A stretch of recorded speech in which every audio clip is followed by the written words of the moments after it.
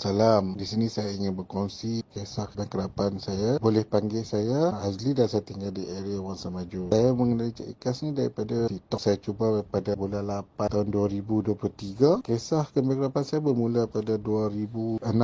Saya diisytiharkan bangkrut pada 2017. Jumlah amount dengan tindakan dengan mahkamah lebih kurang dalam 1.3 juta. Pada 2020 saya ada buat penyertaan awal kepada subvensi sebanyak 9,500 selepas setahun, tetapi disebabkan masalah COVID ini saya tidak dapat membuat apa-apa bayaran. Saya boleh dapat dalam Seksyen 33 kurangan B di bawah penyakit kritikal. Sememangnya saya ada masalah pernah menjalani pembedahan jantung masuk stent, kemudian dengan masalah diabetes yang kronik, masalah buah pinggang stage 3. Cik Ikas menasihati saya untuk mendapatkan laporan perubatan daripada hospital yang berkenaan. Kemudian Cik Ikas membuat urusan untuk angkat sumpah dan penyata pendapatan. Cik Ikas telah kemukakan kepada pihak insolvensi Tapi pihak insolvensi sebelum tu menyatakan saya mesti membayar wang tunggakan sebanyak 13,500 pada masa September bulan 9 2023. Untuk mendapatkan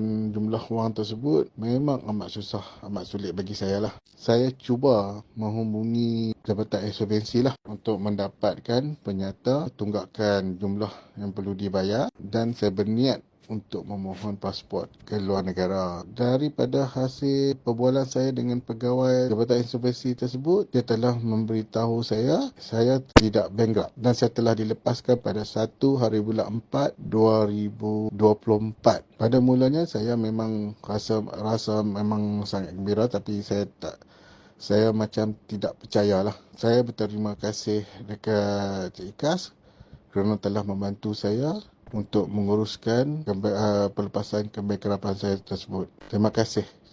Sekiranya anda semua ada masalah, kesulitan dan kesukaran, insya-Allah Cik Ikas boleh membantu tuan-tuan dan puan-puan. Sekian, terima kasih. Kata-kata akhir saya seperti yang Cik Ikas sediakan dalam bukunya, muflis bukanlah bankrupt. Itu adalah kenyataan yang benar. Kalau boleh kita bangkit semula. Kita teruskan untuk bebas dari kebankruptan, insya-Allah. Terima kasih.